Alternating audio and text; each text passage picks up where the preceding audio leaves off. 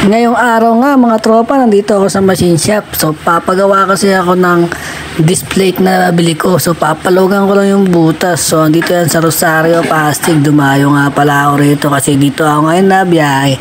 So ito yung machine shop nila sa Rosario, napakalawak. So ito, saglit lang ni kuya natapos mga tropa. Hindi ko kalain, napakabilis. Wala pang 30 minutes to mga tropa. So tinanong nga kung magkano.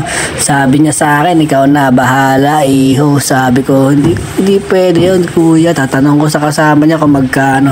Ayun, agad-agarang binigyan ako ng presyo. 100 lang daw kasi 4 na butas lang. Kawawa naman daw kasi ako. Kasi delivery rider lang ako. So ito, nabutasan na. Pinaluwagan ko lang yan mga tropa. So ano pang hinihintay natin? Kakabit ko na yan. So ito ang nangyari. Kinabukasan ko nang kinabit.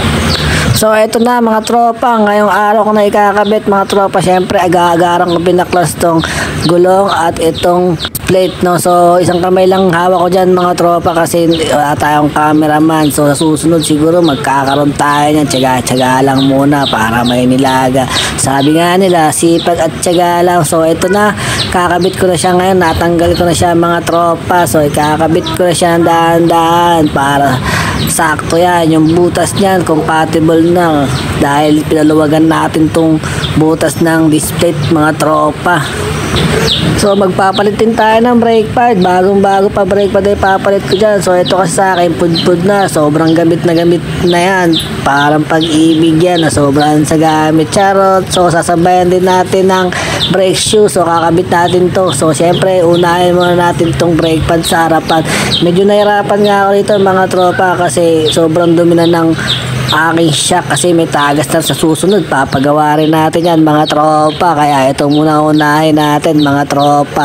Tsaga-tsaga muna tayo. Budget meal lang kasi tayo ngayon. Wala pa tayong budget. Yun, sakto. Nakabit na natin mga tropa. Ayan, so nakabit ko na yung ihi niyan. So papayagudin ko nga yan kung gaano kaganda ang plain ang kinabit natin display at brake pad yan mga tropa. Ito, nakahubad lang ako rito kasi nainitan na ako eh. Dugyot na ako yan. Puro grasa na ako yan mga tropa. Ayun, quality naman mga tropa. Sulit. So murang budget lang to. Sa gustong umorder pala ng brake pad at brake shoe, nasa comment section ko yan. Sa TikTok lang may bibili mga tropa. Kaya download nyo na. Kaya click the yellow basket para makakuha ka yan. Murang mura lang yan mga tropa. Budget meal lang yan. Tingnan nyo ang play nyo mga tropa. Wow, swabing swabe yan mga tropa. Ayan o. Baka sayang yan. Let's go. So dumako naman tayo sa likod ng aking gulong mga tropa. So magpapalit din ako ng brake dito. So natanggal ko na yung tambucho dyan mga tropa at bracket ng gulong. So medyo pinahirapan ako na ito kasi medyo matigas-tigas sa tanggalin kasi hindi ko napansin na higpit pa pala yung ano niyan, yung preno kaka-adjust ko. So ito, pupunta ako sa likod niyan tapos i-adjust ko yan. Nagagarang luluwag yan mga tropa. So tingnan nyo lang gagawin ko dyan para matanggal ko yung gulong.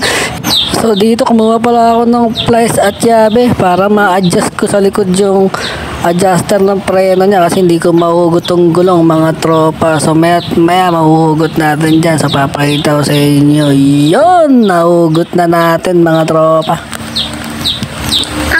Yun, nahugutan natin mga tropa. So medyo pinahirapan ako na ito. Grasa-grasa na nga yung mga kamay ko yan at braso at tuhod mga tropa. So papakita ko sa inyo, pud-pud na siya. Grabe. Ayan o. Yan, solid dyan mga tropa. Months din ang tinagalan yan. Pud-pud na yan. So papalit tayo ng bagong brake shoe mga tropa. Wow, bago yan. Baka sayan brake shoe yan. Abel na kayo sa TikTok mga tropa. Click the yellow basket o kaya download kayo ng TikTok. Add to cart nyo na to mga tropa. Ano pang hinihintay nyo? Budget meal lang yan. Marami silang promo doon. Meron silang mga libreng spark plug doon mga tropa. Yun, so nakabit na natin mga tropa. Pati yung tambucho nakabit na natin. So higpitan lang natin to para hindi siya lumuwag sa oras ng biyahe natin. Baka mahirap na, baka kumalas, pati gulong, doble gastos, doble trabaho pa mga tropa. So hanggang dito na ang aking vlog. See you next vlog. Peace out.